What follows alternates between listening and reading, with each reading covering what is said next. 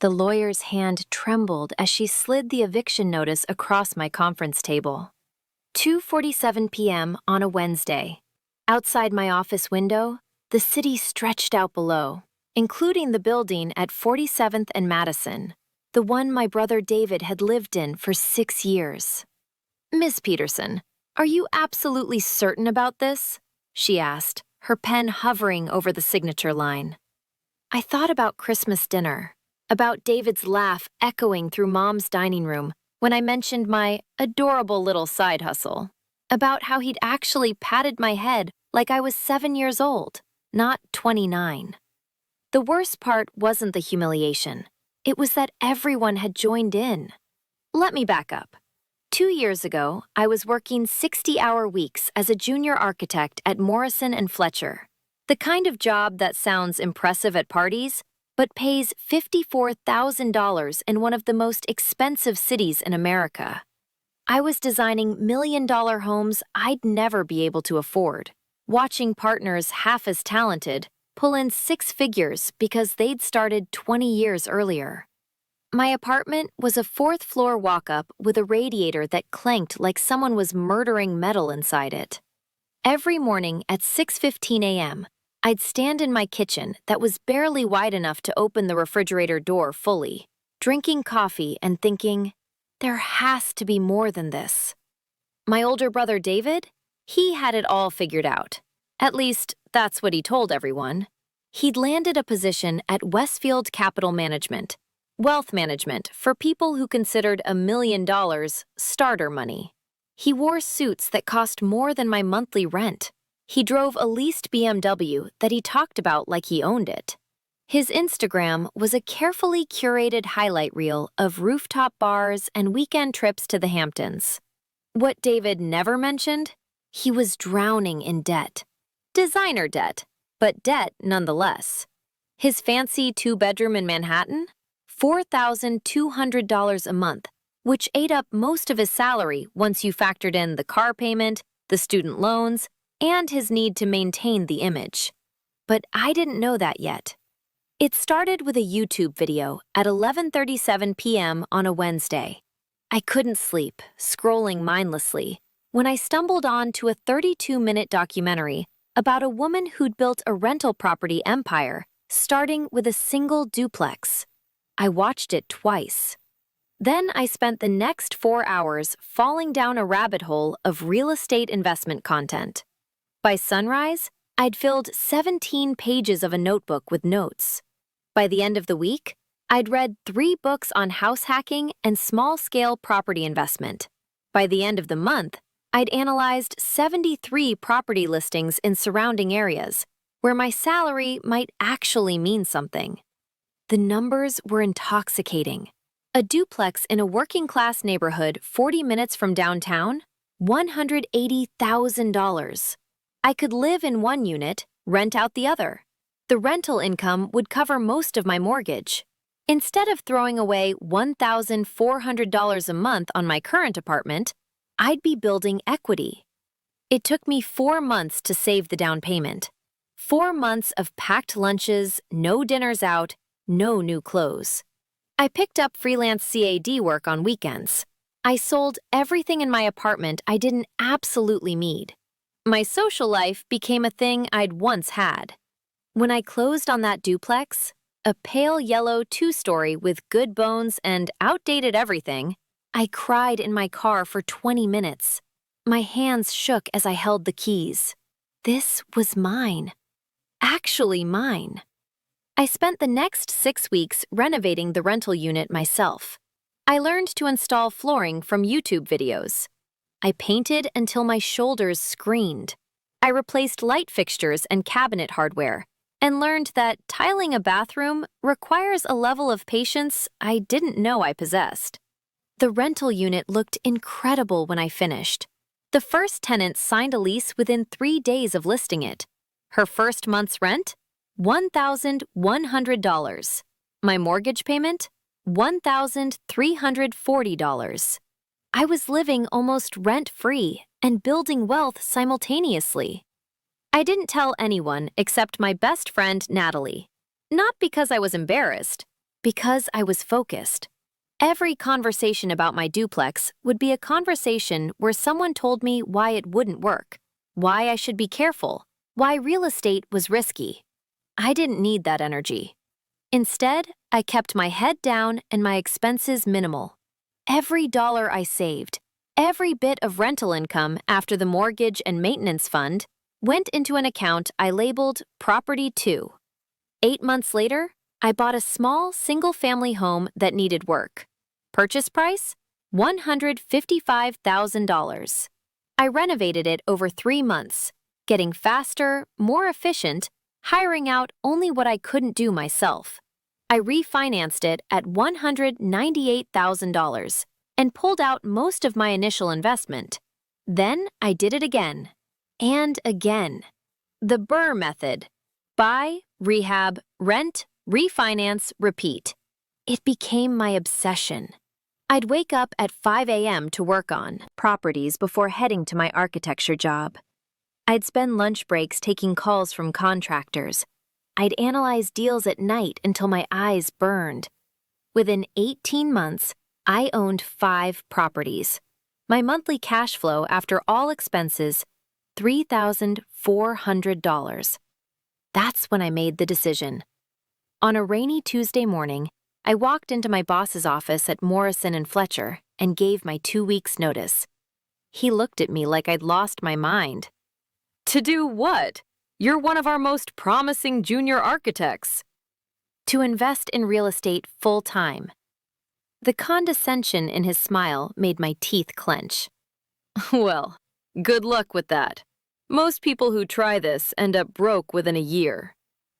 I smiled and didn't tell him that I was already making more from my properties than from my salary. Why would I? Which brings us to Christmas dinner at Mom's house. December 23rd, 6:30 p.m. The table was set beautifully. Mom always went all out. My younger sister Claire had flown in from Portland. Dad was carving the turkey. David arrived 20 minutes late in a cashmere coat, complaining about holiday traffic. So, Mom said as we settled in, passing dishes of mashed potatoes and green bean casserole. What's everyone's highlight from this year? Claire talked about a promotion.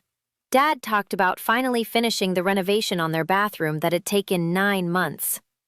Mom beamed and talked about all of us being together. Then David launched into a story about a client meeting where he'd helped some tech executive avoid taxes on a massive stock option payout. He told it like he'd personally saved Western civilization. What about you, honey? Mom asked me, her smile warm and encouraging. I hesitated. I quit my job at the architecture firm. I'm doing real estate investment full-time now.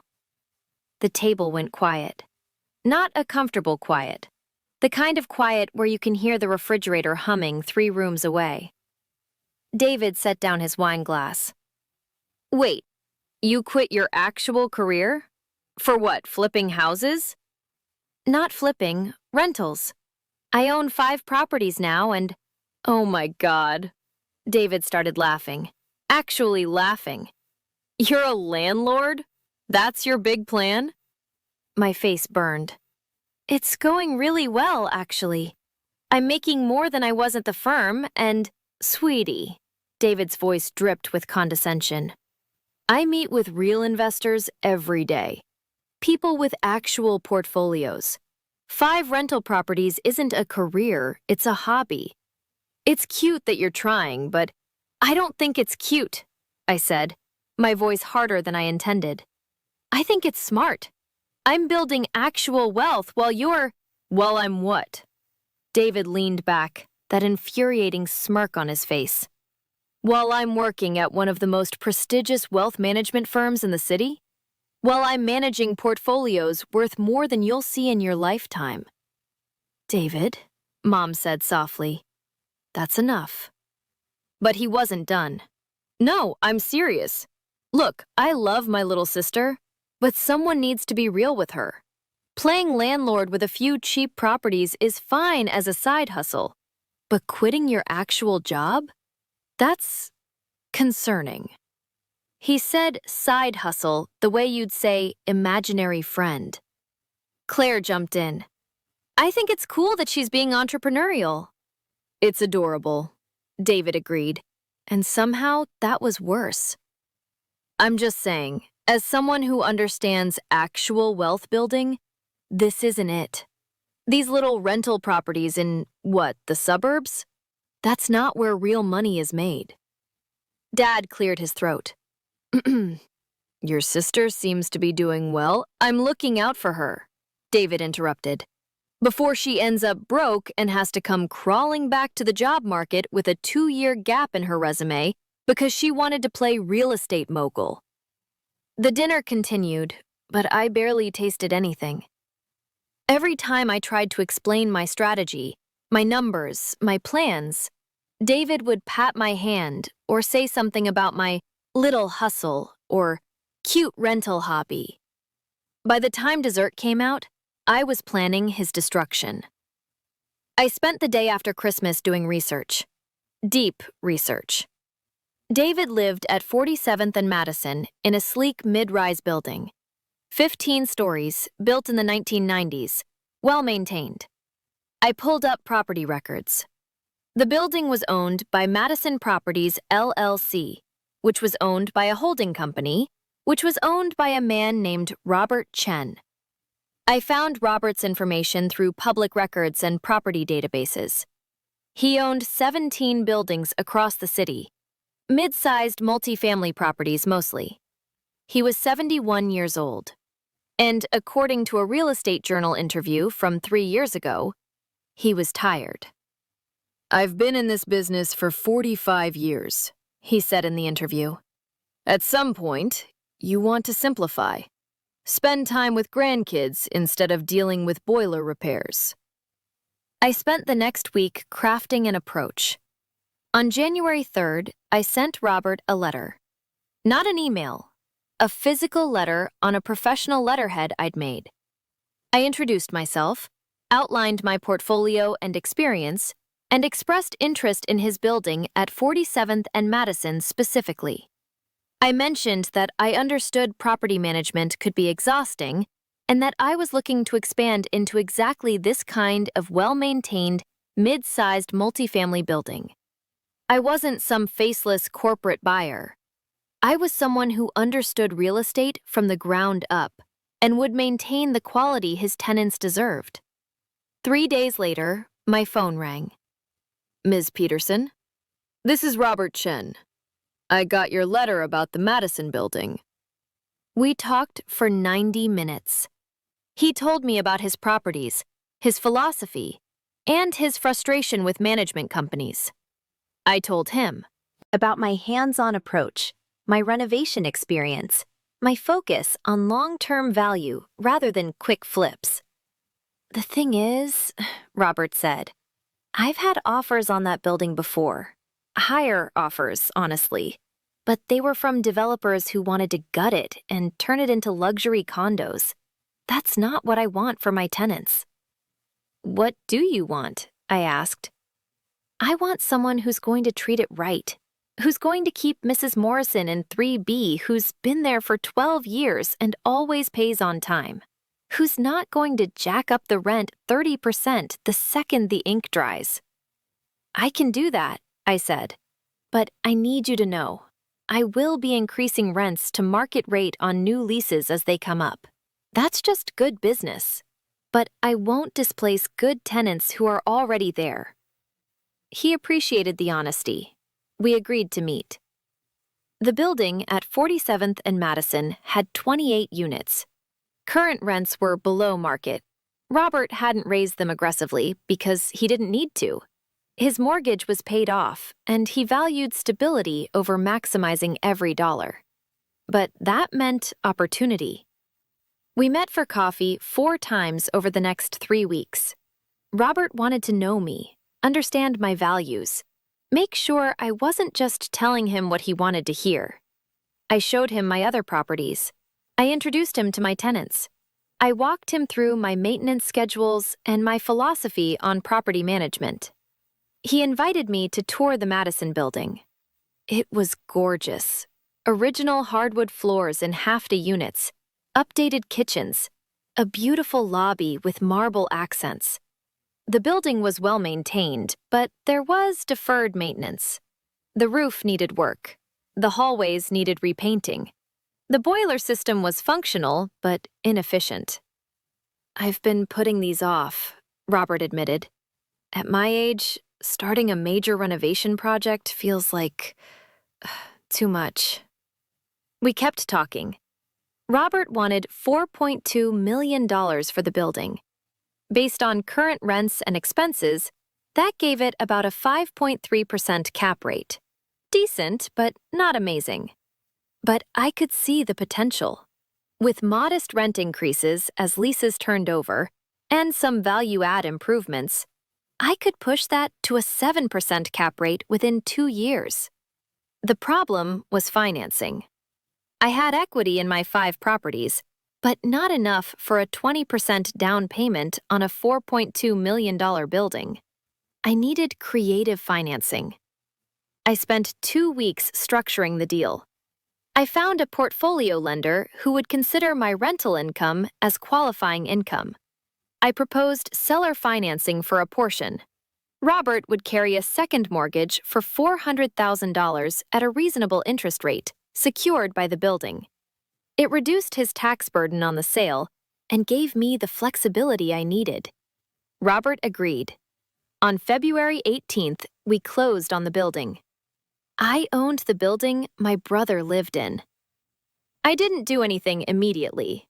That would have been petty and emotional, and this was business.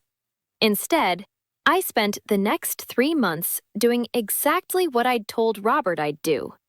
I hired a management company to handle day-to-day operations. I got the roof repaired.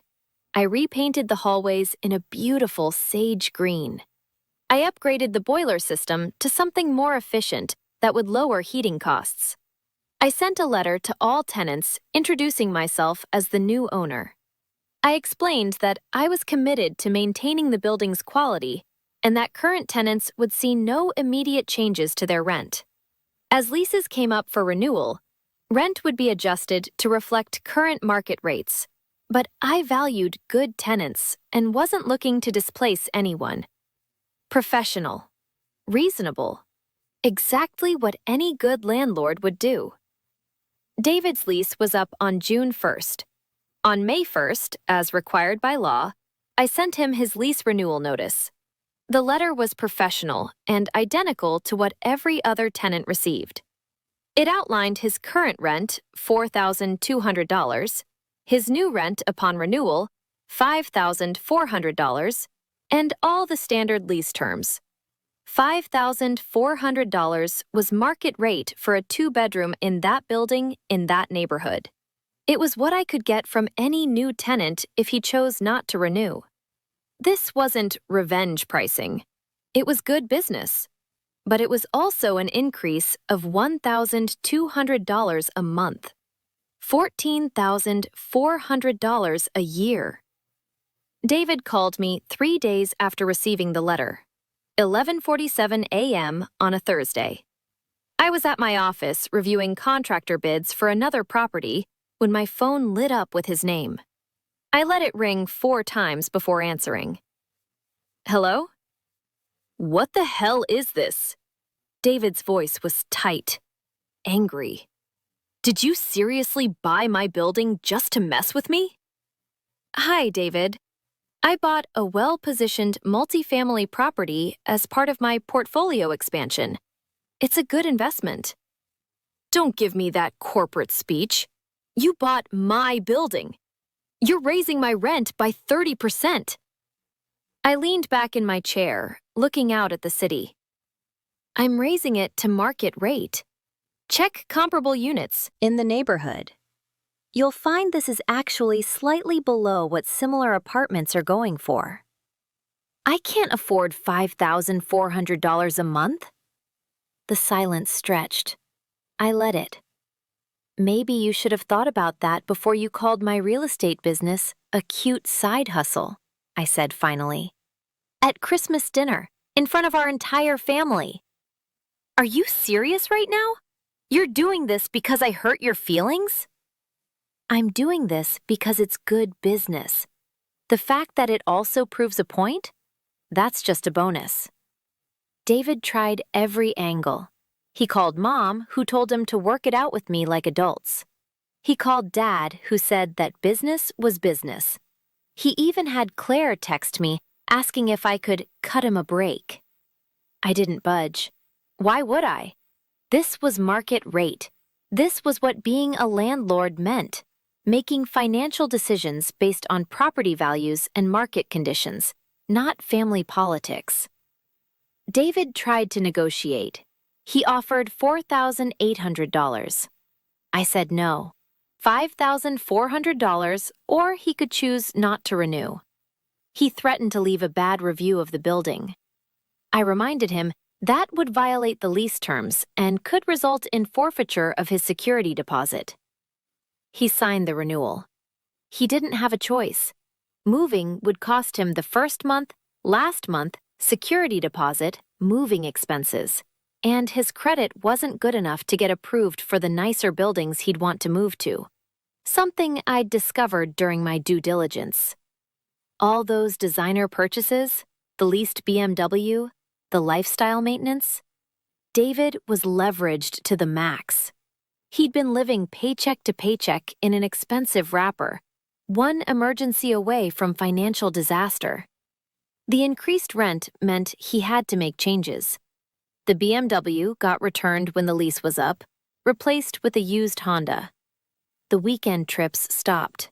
His Instagram went quiet, except for occasional posts clearly designed to maintain the illusion that everything was fine. Meanwhile, my little side hustle continued to grow. I bought 2 more properties that summer. By the end of the year, I owned 8 properties, including the Madison building. My cash flow was over $18,000 per month. I hired an assistant. I moved into a beautiful renovated loft in an up-and-coming neighborhood, a building I owned, naturally. The following Christmas, we gathered at Mom's house again. Same table, same traditions, different energy. David arrived on time this time, dressed well, but noticeably without the designer labels. He was quieter, less performative. When Mom asked about everyone's year, I went last. It's been incredible, I said simply. I acquired 3 more properties. The total portfolio is now 8 properties, 53 units. I'm working with a financial advisor to start diversifying into some commercial real estate. The table was quiet, but this time it was respectful. Impressed, even. David, that's really impressive. Seriously. I looked at him. Really looked at him. He seemed smaller somehow. Tired. Thank you, I said. I owe you an apology, he continued. For last year. For everything I said.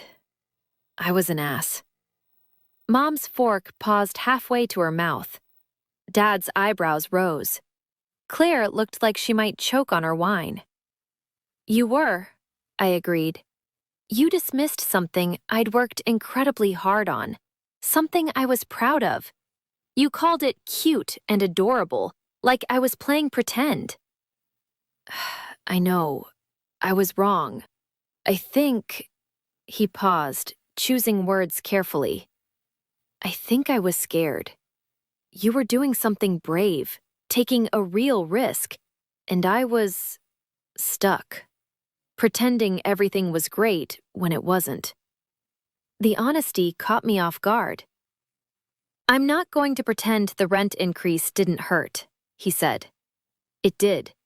It forced me to look at my finances, my choices, my priorities. And honestly, I needed that. I was drowning and pretending I wasn't. I felt the anger I'd carried for a year start to ease. Not disappear. What he'd said still stung. But ease. I accept your apology, I said. And for what it's worth, the rent increase wasn't personal. It was business. but I won't pretend it didn't feel good to prove you wrong."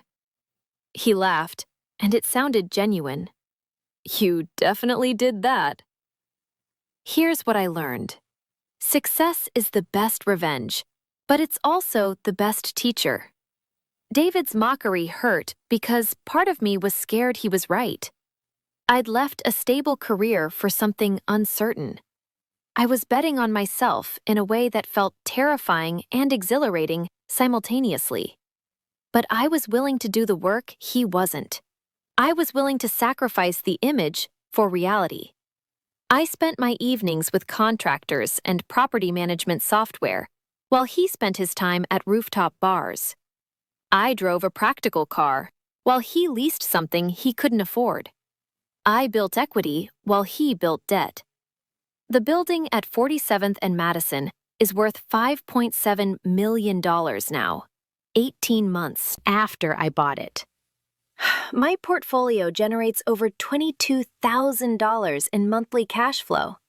I'm 29 years old and financially independent. David? He's doing better. He got serious about his finances, paid off his credit cards, and started actually saving. We have lunch once a month now, and he asks genuine questions about real estate investing. He's thinking about buying his first property, a small condo he can actually afford. Our relationship isn't what it was, but it's becoming something more real, something built on mutual respect instead of competition. Mom still sets the table beautifully every Christmas. But now, when she asks about highlights, nobody dismisses anyone else's dreams as a cute side hustle. Because they learned what I learned. The person who's willing to do the work, take the risk, and ignore the mockery is the person who wins. And sometimes, the best way to make someone stop laughing at your dreams is to buy the building they live in and prove them wrong. One property at a time.